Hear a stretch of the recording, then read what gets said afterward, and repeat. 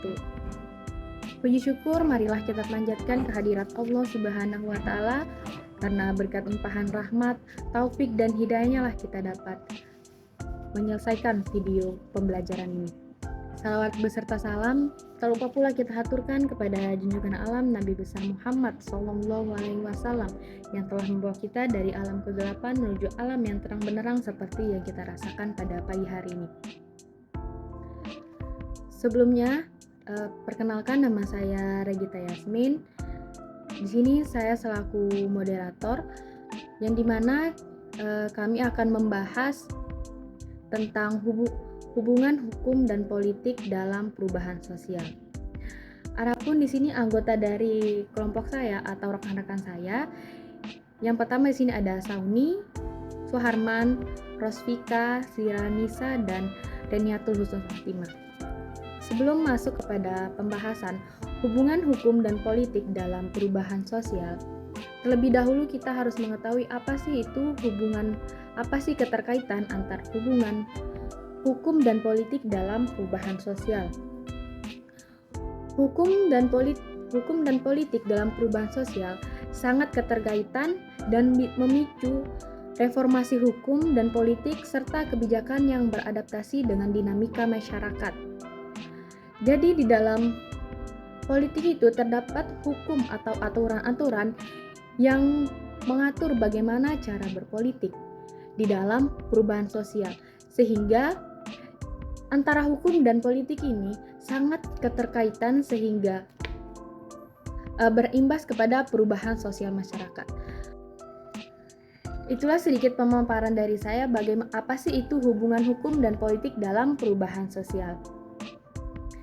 Yang selanjutnya nanti secara rinci akan dijelaskan dan dibahas oleh teman-teman saya. Kepada pemateri saya persilahkan. Bismillahirrahmanirrahim. Assalamualaikum warahmatullahi wabarakatuh. Perkenalkan, saya atas nama Reniatul Husnul Fatimah sebagai pemateri pertama, yang dimana materi pertama di sini yaitu tentang definisi hukum dan politik. Yang dimana pengertian hukum di sini adalah seperangkat aturan yang ditetapkan oleh pemerintah untuk mengatur perilaku masyarakat dengan tujuan menciptakan keteraturan dan keadilan. Jadi, hukum di sini merupakan salah satu unsur untuk menegakkan ketertiban dalam masyarakat. Pada saat ini, perkembangan masyarakat yang begitu cepat, dan sedangkan perkembangan hukum itu yang selalu tertinggal oleh perkembangan masyarakat. Sehingga, menyebabkan hukum itu tidak mampu memberi perlindungan terhadap masyarakat itu sendiri. Jadi, hukum di sini mempunyai pengaruh langsung atau pengaruh yang tidak langsung di dalam mendorong terjadinya perubahan sosial dalam masyarakat tersebut. Kemudian, politik. Di sini, politik adalah proses pengambilan keputusan terkait pemerintahan, distribusi kekuasaan, dan pembentukan kebijakan dalam suatu negara atau masyarakat, melibatkan interaksi antara individu atau antara kelompok untuk mempengaruhi keputusan-keputusan tersebut. Jadi, politik di sini adalah interaksi antara pemerintah dengan masyarakat dalam rangka proses pembuatan dan pelaksanaan keputusan yang mengikat tentang kebaikan bersama. Yaitu di sini masyarakat yang tinggal di dalam suatu wilayah tertentu. Jadi, secara politik, masyarakat mengalami krisis kepemimpinan. Kenapa? Karena perubahan pada struktur elit atau pemimpin organisasi, yaitu lembaga dalam masyarakat tersebut. Jadi, perubahan ini bisa disebabkan oleh berbagai hal, sehingga mempengaruhi sirkulasi elit kepemimpinan. Baik, hanya itu materi yang saya sampaikan dan akan dilanjutkan oleh pemateri selanjutnya. Baik, Assalamualaikum warahmatullahi wabarakatuh. Perkenalkan, nama saya Suharman sebagai pemateri kedua. Langsung saja mengenai hubungan antara hukum dan politik. Hubungan antara hukum dan politik sangatlah erat, yang dimana politik membentuk hukum melalui proses legislatif dan kebijakan. Sementara hukum memberikan kerangka kerja bagi tindakan politik. Dinamika ini menciptakan saling ketergantungan antara perubahan politik dapat memengaruhi hukum, Dan demikian juga sebaliknya, bahwasanya hukum juga dapat memengaruhi kebijakan politik. Apabila kita lihat dari pengertian di atas, maka dapat kita simpulkan bahwasanya politik dan hukum adalah suatu sistem yang tidak bisa lepas dari suatu negara, terutama bagi negara kita yaitu bangsa Indonesia, yang dimana politik ini dijadikan sebagai wadah untuk menampung aspirasi-aspirasi masyarakat dan sebagai wadah untuk menyatukan antara suara masyarakat dan suara pemerintah. Sehingga hukum juga dijadikan sebagai arah maupun pengendalian di dalam politik itu sendiri maupun dalam kekuasaan itu sendiri. Nah, keterkaitan antara hukum dan politik ini tidak bisa dipisahkan, karena keduanya adalah dua sistem yang harus bergandengan di dalam mencapai suatu cita-cita suatu negara, yaitu cita-cita negara kita, yaitu untuk mencapai keadilan di dalam masyarakat itu sendiri, baik dalam kesejahteraan maupun keadilan maupun itu ekonomi di dalam satu masyarakat itu sendiri. Nah, mungkin itu penjelasan dari saya. Sekian dan terima kasih. Assalamualaikum warahmatullahi wabarakatuh. Assalamualaikum warahmatullahi wabarakatuh. Baik, di sini saya akan melanjutkan materi berikutnya. C. Peran hukum dan politik dalam masyarakat.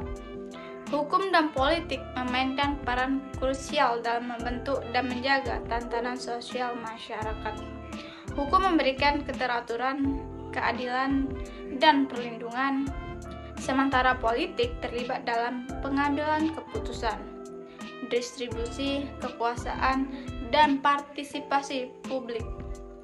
Hukum menciptakan kerangka kerja normatif, menanggulangi konflik, dan berperan dalam kontrol sosial.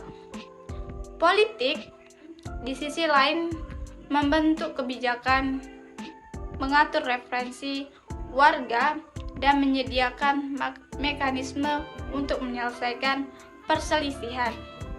Kedua aspek ini saling terkait dalam menyusun fondasi bagi kehidupan bersama yang seimbang dan adil dalam masyarakat.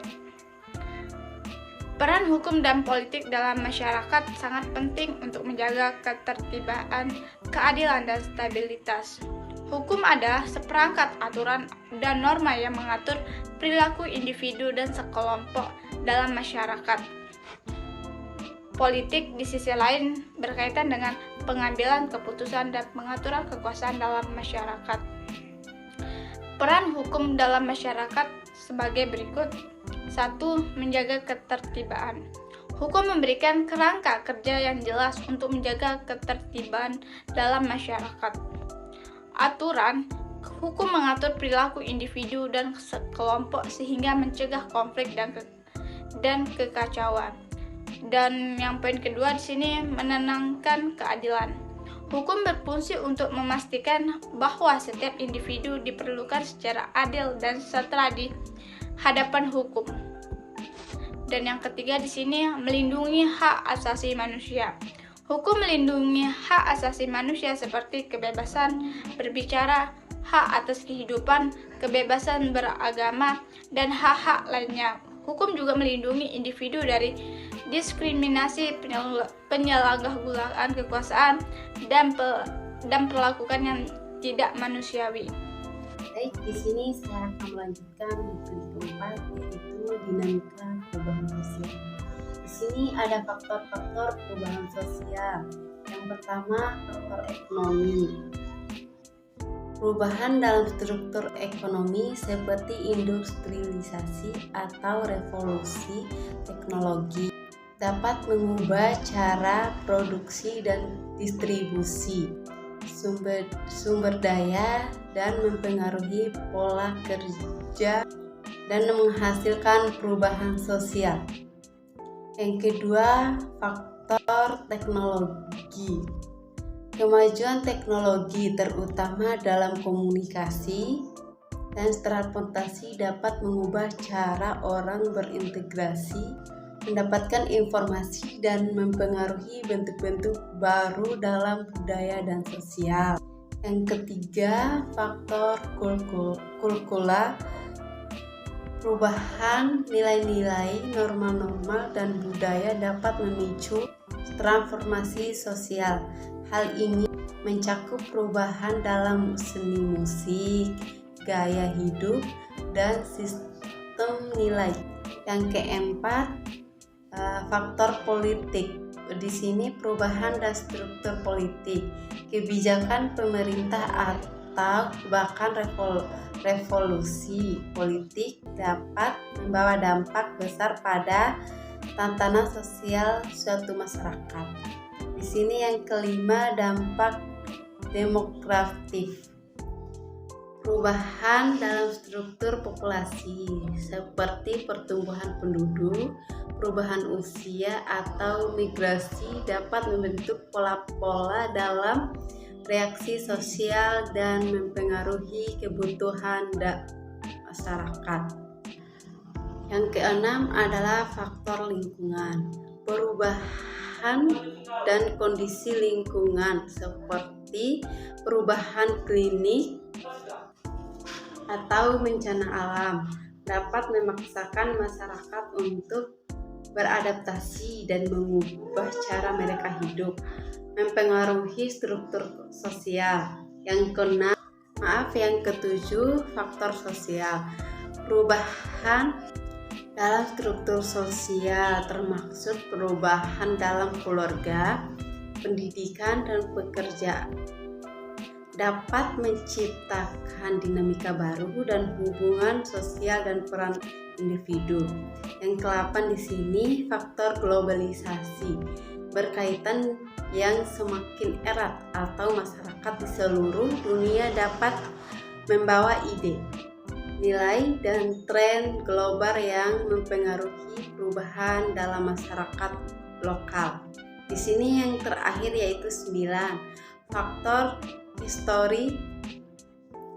Di sini warisan sejarah atau masyarakat termaksud perubahan yang terjadi di masa lalu dapat memberikan landasan untuk evolusi dan perubahan sosial. Baik, terima kasih. Assalamualaikum warahmatullahi wabarakatuh. Perkenalkan, nama saya Sauni dengan NIM 2021 A1C243. Di sini saya akan melanjutkan pemaparan materi dari pemateri keempat, di mana saya sebagai pemateri terakhir. Di sini materi saya tentang dampak perubahan sosial terhadap hukum dan politik. Perubahan dalam masyarakat dapat memiliki dampak signifikan terhadap hukum dan politik. Berikut adalah penjelasan mengenai dampak perubahan terhadap keduanya. Yang pertama, dampak perubahan terhadap hukum. Deformasi hukum. Perubahan nilai dan tujuan masyarakat seringkali memicu kebutuhan untuk mereformasi sistem hukum guna menjawab perubahan tersebut. Hal ini dapat melibatkan pembaharuan undang-undang, peningkatan mekanisme penegakan hukum, atau perlindungan hak-hak individu. Lalu yang kedua, penyesuaian norma hukum. Perubahan sosial dapat memengaruhi norma-norma hukum.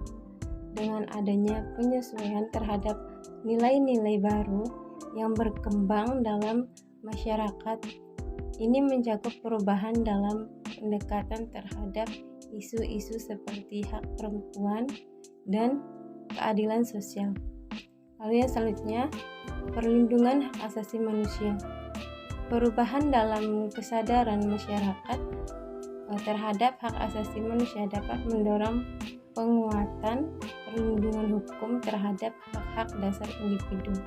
Ini menciptakan dasar hukum yang lebih kuat untuk melindungi kebebasan dan martabat manusia. Lalu yang selanjutnya, dampak perubahan terhadap politik. Yang pertama, pergeseran kebijakan publik.